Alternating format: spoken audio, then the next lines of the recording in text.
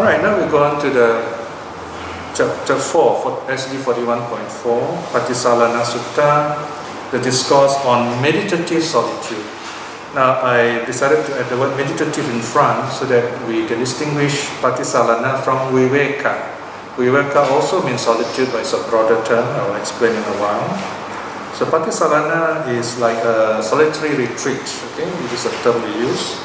And this is from IT 45, Itivuttaka, page Itivuttaka Sutta 45, page 38 and the following. Okay, let's look at the Sutta, page 63. This was spoken by the Blessed One, spoken by the Arahat, as heard by me. And here me is who, do you remember? Yes, Kujuttara, Uttara the hunchback. So she's a servant, a slave woman of Queen Malika. So she goes and listens to the Buddha, and she goes back to the palace and then tells it to Queen Samawati again. So this is a teaching she has preserved for us. This is what she has said.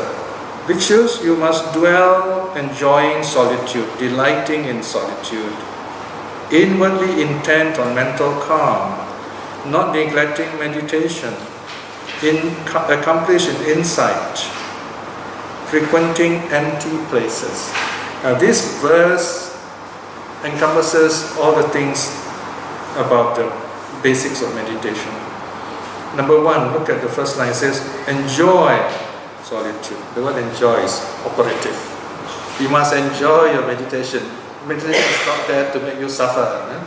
That's why very often in my classes I will say, smile at the loving kindness, smile at the breath, enjoy. If you don't enjoy, it's okay, just take a break. Enjoy solitude, delighting in solitude.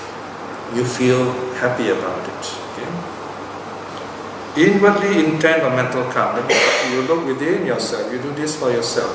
Okay? Because if you don't do it for yourself, no one can do it for you. Not neglecting meditation. Notice the Pali word on the right hand side, Anirakata Jhana. Here Jhana has the general sense of meditation. Okay, it doesn't mean dhyana, it really means meditation here. So here it refers to samatha. Then the other following sentence, accomplish in insight. Vipassanaya samanagata. So calm and insight together. And then the last word, last line, frequenting empty places. Here, empty places can mean this hall even, but there's nobody here. You can meditate. In other words, a suitable place for meditation. You can translate this sunyagara as simply empty space. Empty space. Wherever there's empty kind of space, maybe under a tree, empty space, suitable for meditation. Okay? Use it. So next time you go traveling and then you find this really quiet, beautiful place. Don't just take photographs, read newspapers there. You should be meditating. Just because the place is really has wonderful energy. The Chinese have this wonderful tradition, of talking about places in terms of energy, qi, and so on, not like waterfall, these nice places. This is what they're trying to talk. That a certain place you can feel is such a good place to be, right? The air is fresh, cool, clean water, nice trees. It's a wonderful place for meditation. Okay, let's continue. For those who dwell enjoying solitude, delighting in solitude, inwardly intent on mental calm. Okay, there you see mental calm. And what's the Pali word? Ceto samatha. The word samatha is there. Not neglecting meditation, accomplish in insight, frequenting empty places. One or either of two fruits is expected. You can get one or two results. Either direct knowledge here and now, meaning arahathood, or non-return if there is some traces of clinging. Okay, so we're talking about people who are really serious in their meditation retreat, living alone for many years, meditating. It's monks, or even lay people who do this. If they clear their minds, they attain jhana, they're so happy, they clear away other thoughts. they attain arahathood. Okay? But when they're in deep meditation and then all this peacefulness and joy are coming, then they start thinking and say, oh, my friends in Singapore, they miss all this, So one thought like that means no arahathood. They become non-return. Non-return is still not too bad though, still not too bad. And there are stories about this, of those, the oldest of the 16 so-called youth who went to see the Buddha, and when Winston came, he was quite old, so he couldn't understand what the Buddha was talking. So first round, nothing happened, and the Buddha patiently taught him again, and he was carefully listened. Then he got it. He said, wow, this is wonderful, this teaching. If only my teacher Bawali is here, why was he not here? And then he got non-return. And it's okay, later on he meditated some more, he became an Arhat anyway.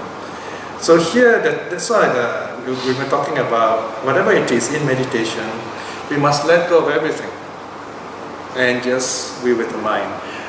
We often get these very light-hearted moments in meditation classes, especially when couples come. And I'm very happy to see couples coming for meditation. I like to tell them, those who meditate together, stay together. Couples who meditate together, stay together. They come, sit very close to each other, and some they even hold hands, So that's why I have to intervene. I said, I'm sorry, once you meditate, you got to put your palms together, and you do it for yourself. You got to disengage for a while, okay? Then after that, you can engage again. So this is where you have to let go. Even people you're close to when you're meditating. That's the meaning, Okay, then the Buddha closes the teaching in verse 4. The Blessed One spoke on this matter. Then he said this. The wisely discerning, I've added in the word wise there, the wisely discerning whose hearts are calm and who are mindful meditators, they rightly see things with insight. Notice that? They rightly see things with insight, free from regard for sense pleasures. Okay, let's look at this verse first. Wisely discerning, nipako or nipakan. Again, wisely discerning is closely related to yoniso manasikara. He's able to see true from false, able to see true reality, and has wisdom about all these things. And as a result, their hearts are calm. No matter what happens, they are calm. This is very important. Okay? Meaning they are unrifled by the world around. It's like the eye of the storm. The storm may move, but the eye of the storm is very peaceful.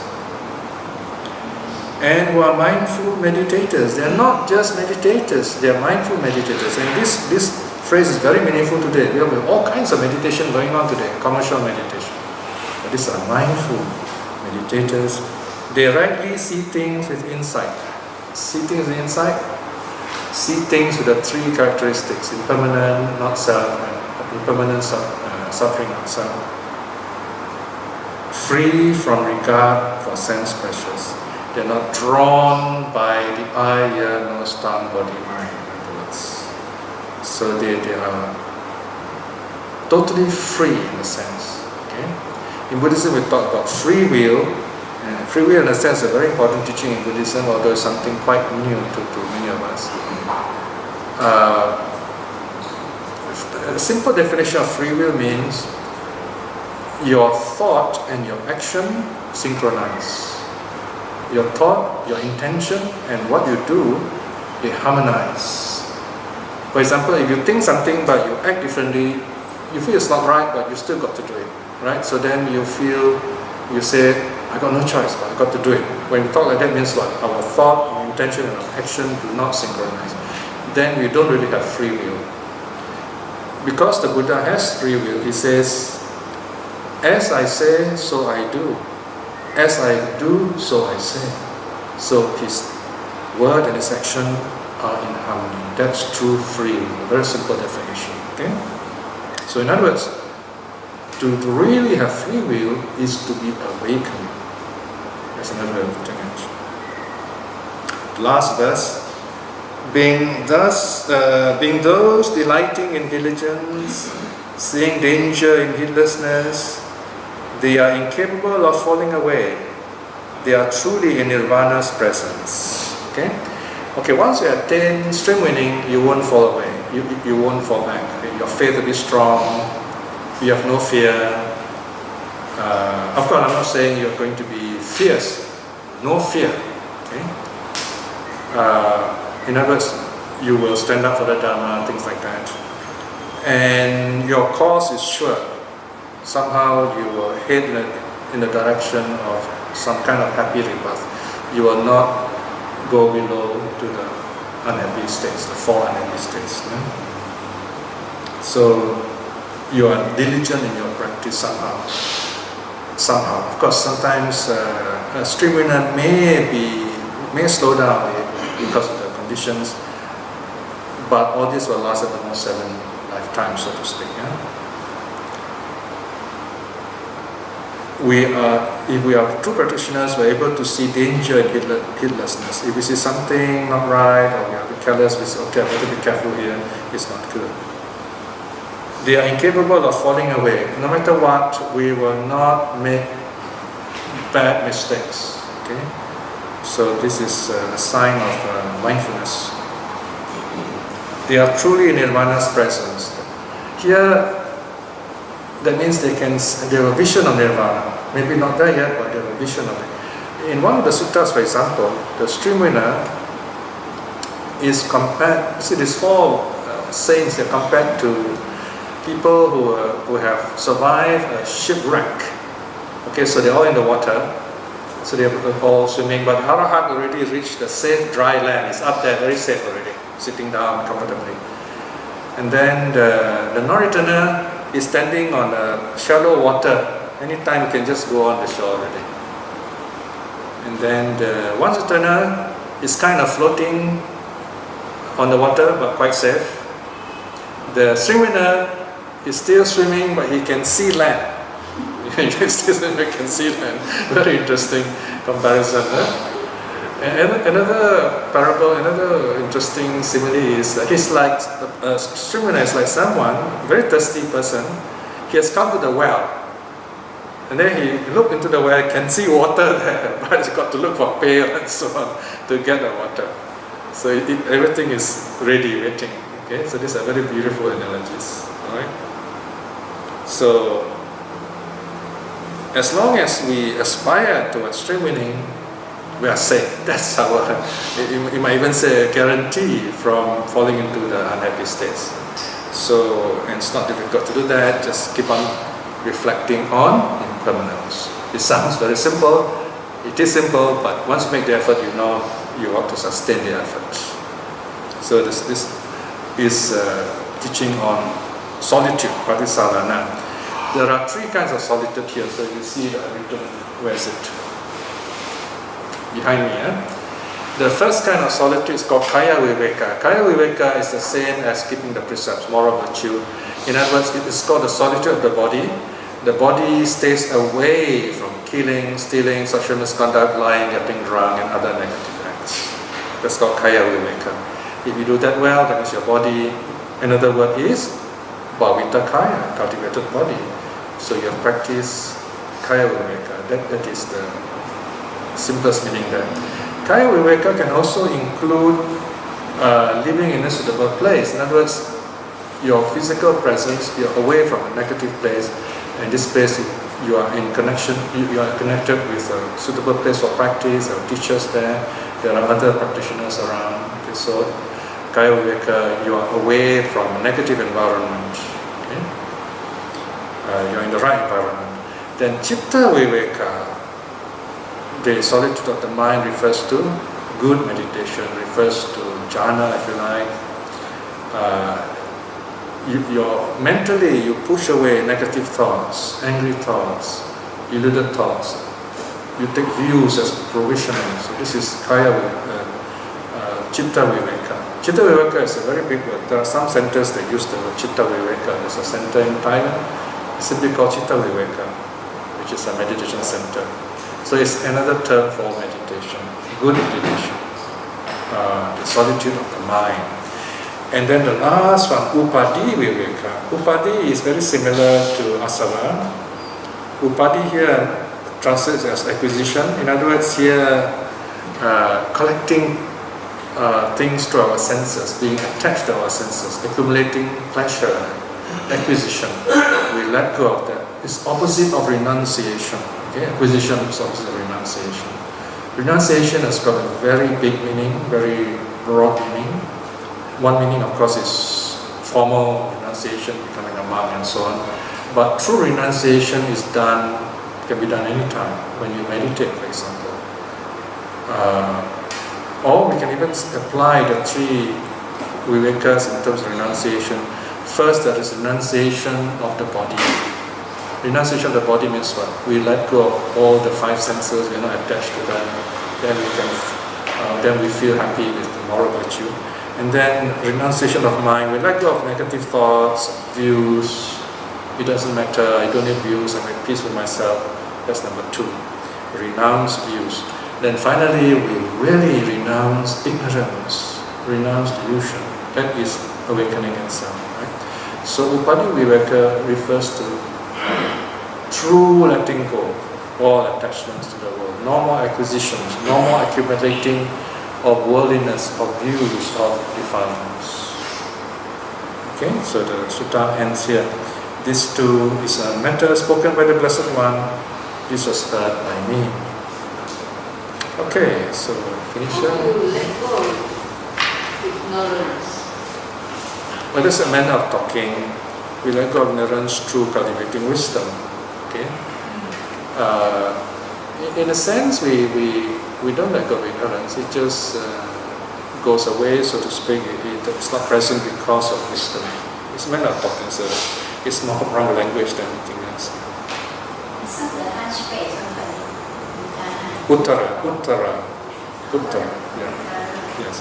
Her name is Uttara. Puja means hunchback, that is a nickname. So this one is a collection of teachings by a woman. Puja means hunchback and Uttara is a background of the name.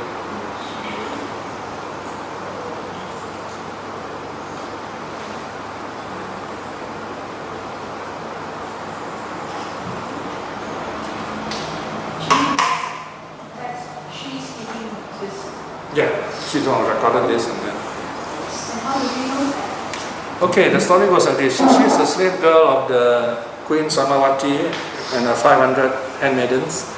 The king Udena is a very jealous king. He doesn't allow the wife to go out. So she's kind of sequestered in her harem. You know? They got little. So one day when Buddha was passing by, they couldn't even see him. I mean. So somebody made a hole in the wall so that this queen and women can see the Buddha. And the story went that that's how they started having windows in the walls of the palace.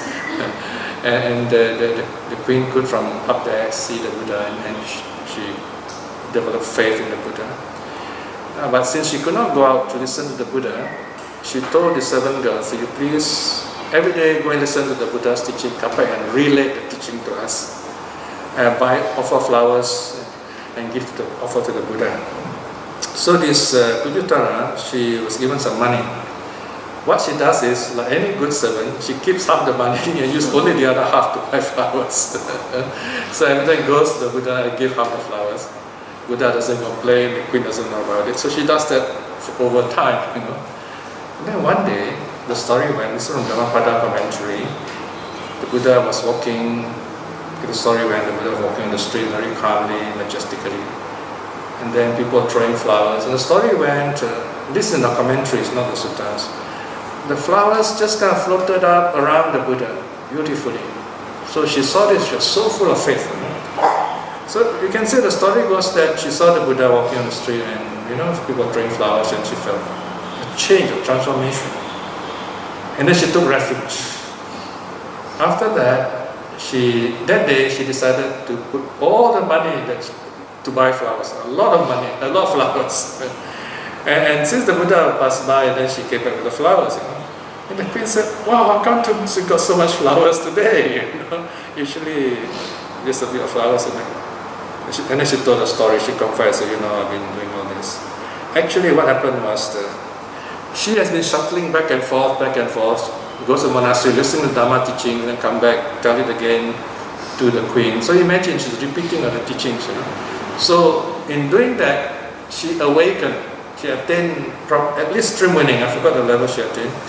So having attained the level, she went through this transformation. She became generous after that. Then she recorded all this teaching she has heard into the Iti Vuttaka. It's called Iti Vuttaka. Okay, the name is there at the top of your book. Okay, any page 61. You can see Iti Vuttaka. Khuddaka Nikaya Iti Vuttaka 2. Okay? Iti means thus, Vuttaka spoken. So this is collected by her. It's a very small book. Okay, smaller than Dhammapada. Yeah, any of the pages there on the right hand side, you look at the top, you can see the Iti Vuttaka. Okay? Alright, so any other question? You see, she's the queen. Queen Samawati. This one is quite familiar to you. Yeah, the story is told about her.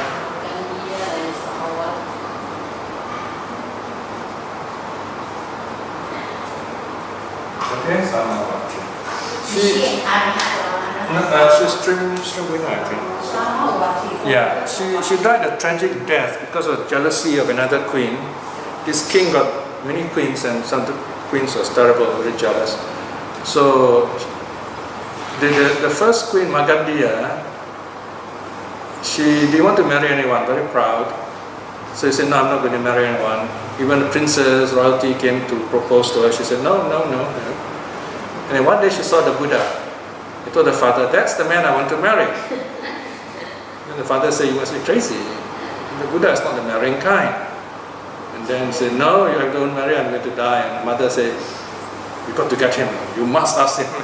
So the Buddha came, and then the father asked, so my daughter wants to marry you.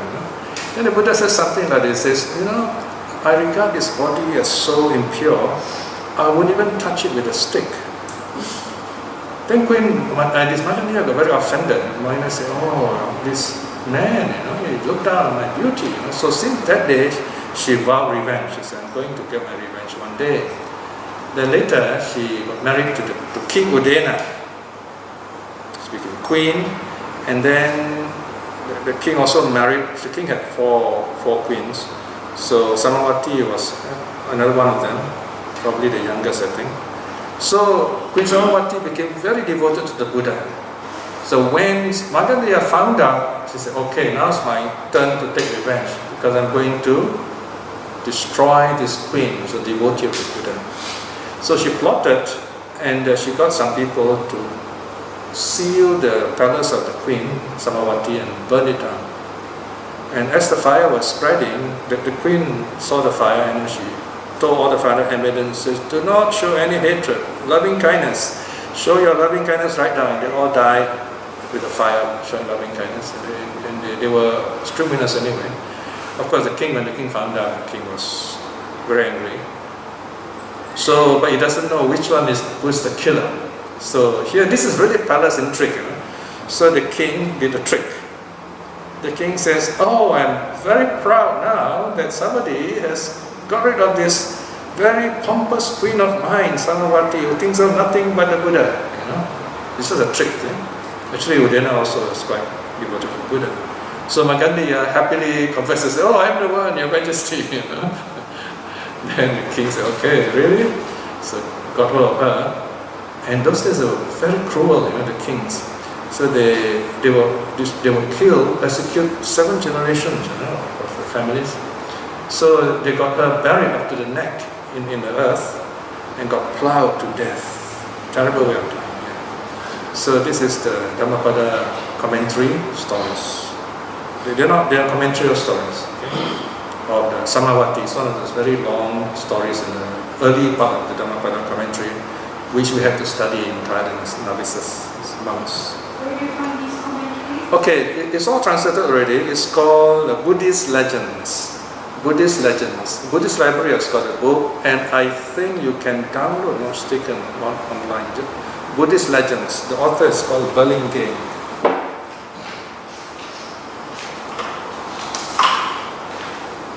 Buddhist Legends, translated by Burlingame, is a Harvard Oriental series. 3 volumes. Translated by Burlingame. Burlingame. Yeah. You can also buy it. It's available, easily available at the Buddhist Cultural Service. But the origin of these commentaries? It's in India. No, I mean, Sorry, the stories? yeah. Where is the origin of these are legends from? They could be historical stories retold. So some parts could be legendary, but they're based on, they're probably based on historical events, but they're retold, like some of these ancient stories, a lot of dramatization. Right. Okay? Any other questions? They're really very interesting to read. In other words, they explain each Dhammapada verse, a story behind the Dhammapada verse. At the end of it, the Buddha will say the Dhammapada verse. Okay, so we can do it. Yeah? So she's the king's. Yeah, that's the queen, Samawati. The king is called Udena. So she was the one who was burned to death. Yeah, she was burned to death with 500 handmaidens. Yeah. I know you look up, you go to Buddhist library, Buddhist legends. It's somewhere in the front of the book. Okay, let us do a short reflection. Today we have looked at 2 suttas talking about meditation. We are reminded on the importance of clearing our minds and directing our minds in a wise way. All this is still possible today because of the presence of the suttas. And suttas also remind us that what helps us are our views. At the same time, the views are like a boat that helps us to cross a river. The views are also instrumental, they're tools, and that's how we progress, like our breath. We breathe in, we must then let go of the breath, give back the breath to the air, so to speak. So views are also like that. We let them come, we let them go. And that is how we grow at peace with ourselves. Reflecting in this way, we can feel a sense of openness, a sense of joy, friendliness when we teach the Dharma and with people who come to us in the Dharma. Such a reflection is very wonderful, and with the power of all these good reflections, may we be well and happy in this life itself. May we have the strength and wisdom to teach the Dharma. And with this same, by the power of the same goodness, may we aspire to attain spiritual liberation, especially stream winning in this life itself. In this moment of peace, let us send out our loving kindness to all the beings here, wishing them well and happy. All those people who have worked hard for this place, all those who have come to this place for peace, or who have come for this place for any purpose at all, may they be well and happy. May they all be at peace with themselves. And may those whom the Dharma have not touched to see the Dharma and realize the truth for themselves. May all beings be well and happy. Sadhu, sadhu, sadhu.